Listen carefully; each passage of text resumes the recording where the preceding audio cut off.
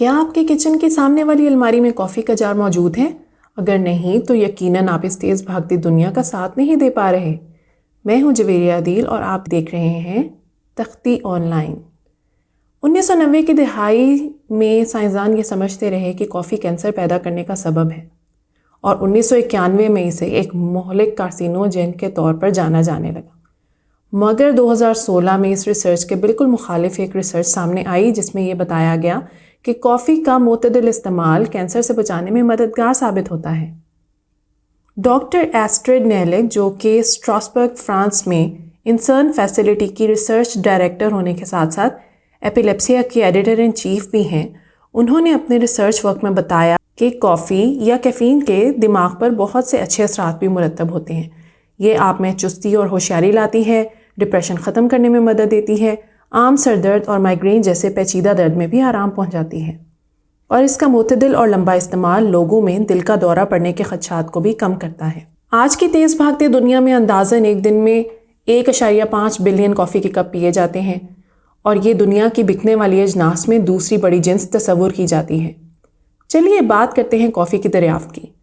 قریب 1200 سال پہلے بڑے بڑے فلسفی، اسکالرز، عبادت گزار لوگوں کے لیے راتوں کو جاگنا بہت ہی مشکل کام سمجھا جاتا تھا، لیکن کافی کی دریافت نے ان کا یہ کام بھی آسان کر دیا۔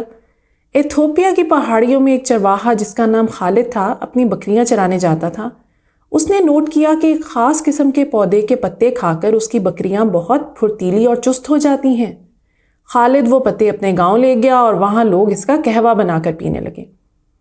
15ویں صدی کے اختتام پر کافی کا استعمال ترکی اور عرب ریاستوں تک پہنچ چکا تھا، اور یہاں سے 17ویں صدی میں ایک ترکش تاجر پاسکو اروزی وہ پہلا شخص تھا جس کی بدولت کافی ایشیا سے یورپ پہنچی، اور یہاں سے کافی ہاؤسز کا آغاز ہوا، اور 18ویں صدی تک انگلینڈ میں تقریباً 3000 کے قریب کافی ہاؤسز قائم ہو چکے تھے، اور یہیں سے پینی یونیورسٹیز کے ارتقاء نے جنم لیا، جہاں لوگ بغیر کسی طبقاتی فرق کے بڑے بڑے اسکالرز اور فلسفیوں سے صرف ایک کافی کے کپ کی قیمت میں ملاقات کر سکتے تھے۔ اس وقت کے مشہور کافی ہاؤسز میں ہی آج کی مشہور لندن اور نیو یارک اسٹاک ایکسچینجز کا آغاز ہوا۔ 17ویں صدی سے پہلے تک یورپ میں کسی ایسے مشروب کا کوئی استعمال نہیں تھا جو الکحل کی زیادتی سے کسی حد تک مفلوج دماغوں کو چستی اور تر و تازگی دے سکیں، انہیں ایکٹیو کر سکیں۔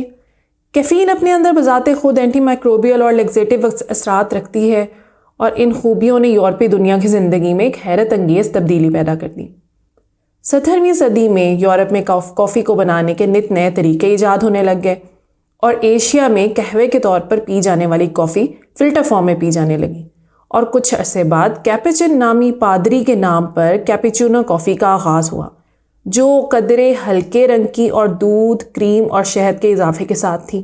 1950 کے قریب امریکہ کی ٹیکسٹائل کمپنیز نے اس بات پر غور کیا کہ کام کے دوران چائے یا کافی کی بریک لینے سے اس کمپنی کی خاتون ورکرز مزید چستی اور مستعدی سے اپنی جاب سر انجام دیتی ہیں، اور امریکن سول وار میں بھی کافی کی کنزمپشن امریکیوں کے جنگ جیتنے کی ایک بڑی وجہ بنی۔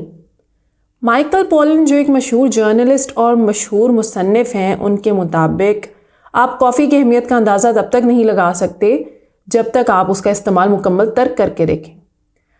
آج کی دنیا میں کیفین دنیا کی سب سے زیادہ پی جانے والی سائیکو ایکٹیو دوائی سمجھی جاتی ہے، چاہے وہ کافی، چائے، چاکلیٹ یا کسی بھی صورت میں ہو۔ بہت پہلے کیفین کے باغات صرف ساؤتھ چائنا اور ایسٹ افریقہ تک محدود تھے۔ آہستہ آہستہ یہ رقبہ ان سے بڑھ کر یورپ، امریکہ، ایشیا تک پھیل گیا۔